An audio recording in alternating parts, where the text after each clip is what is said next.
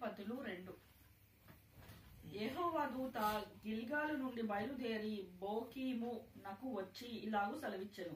నేను మిమ్మును ఐగుప్తులో నుండి రప్పించి మీ పితరులకు ప్రమాణము చేసిన దేశమునకు మిమ్మును చేర్చి నీతో చేసిన నిబంధన నన్ను ఎన్నడూను మీరను. మీరు ఈ దేశ నివాసులతో నిబంధన చేసుకొనకూడదు. వారి బలిపీఠములను విరగొట్టవలెనని ఆజ్ఞ ఇచ్చుతిని. కాని మీరు నా మాటను వినలేదు. మీరు చేసిన పనిని ఎట్టిది కావున నేను మీ ఎదుట నుండి ఈ దేశ నివాసులను వెళ్ళగొట్టను.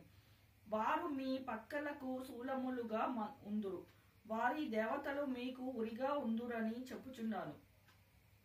యెహోవా దూత ఇజ్రాయెల్ అందరితో ఈ మాటలు చెప్పగా జనులు ఎలుగెత్తి ఏడ్చిరి. కాగా ఆ చోటికి బోకీను పేరు పెట్టబడెను. అక్కడి వారు యెహోవాకు బలి అర్పించిరి. యెహోషువ జనులను వెళ్ళనంపినప్పుడు ఇజ్రాయేలు దేశమునకు స్వాధీనపరుచుకొనుటకు తమ స్వాస్థ్యములను పోయిరి. యెహోషువ దినములన్నిటిని యెహోషువ తరువాత ఇంకా బతికిన వారే యెహోవా ఇజ్రాయేళ్ల కొరకు చేసిన కార్యములన్నిటిని చూచిన పెద్దల దినములన్నిటిని ప్రజలు యెహోవాను సేవించుచూ వచ్చిరి.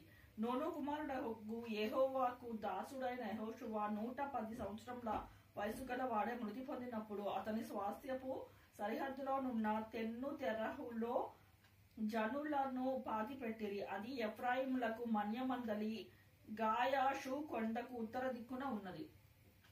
ఆ తరువాత వారందరూ తమ పితరుల యుద్ధకు చేర్చబడిరి. వారి తరువాత యెహోవానైన ఆయన ఇజ్రాయేళ్ల కొరకు చేసిన కార్యములైనను ఎరుగని తరం ఒకటి పుట్టగా ఇజ్రాయేలు యెహోవా కన్నుల ఎదుట కీడు చేసే ఐగుప్తులో నుండి వారిని రప్పించిన తమ పితరుల దేవుడైన యెహోవాకు విసర్జించి బయలు దేవతలను పూజించి తమ చుట్టూ నుండు జనుల దేవతలతో ఇతర దేవతలను అనుసరించి వారికి నమస్కరించి యెహోవాకు కోపము పుట్టించిరి. వారు యెహోవాను విసర్జించి బయలును అష్తారోతును పూజించిరి. కాబట్టి యెహోవా కోపాగ్ని ఇజ్రాయేళ్ల మీద ఉండెను. ఆయన దోచుకొను వారి చేతికి వారిని అప్పగించెను. వారు ఇజ్రాయేలు దోచుకొనిరి. ఆయన వారి చుట్టూ ఉన్న వారి శత్రువుల చేతికి వారిని అప్పగించెను. కనుక వారు తమ శత్రువుల ఎదుట నిలవలేకపోయిరి. యెహోవా వారితో ఇట్లను చెప్పినట్లు యెహోవా వారితో ప్రమాణం చేసినట్లు వారు పోయిన ప్రతి స్థలమున వారికి బాధ కలుగ చేయుటకు యెహోవా వారికి శత్రువాయెను. కనుక వారికి మిక్కిలి ఇబ్బంది కలిగెను. ఆ కాలంలో యెహోవా వారి కొరకు న్యాయాధిపతులను పుట్టించును. వీరు దోచుకొను వారి చేతిలో నుండి ఇజ్రాయేలును రక్షించిరి. అయితే వారు ఇంకా న్యాయాధిపతుల మాట వినక తమ పితరులు యెహోవా ఆజ్ఞను అనుసరించి నడిచిన మార్గము నుండి త్వరగా తొలగిపోయి ఇతర దేవతలతో వ్యభిచరించి వాటిని నమస్కరించిరి. తమ పితరులు ఆజ్ఞలను అనుసరించినట్లు వారు నడవలేకపోయిరి.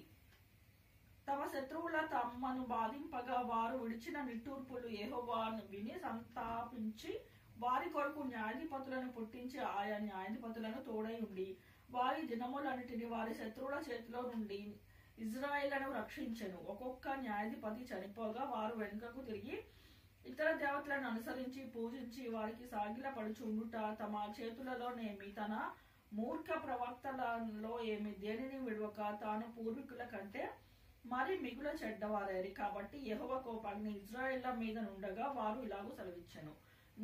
నా ప్రజలు నా మాట వినక వీరి పితరులతో నేను చేసిన నిబంధనను మీరుదురు.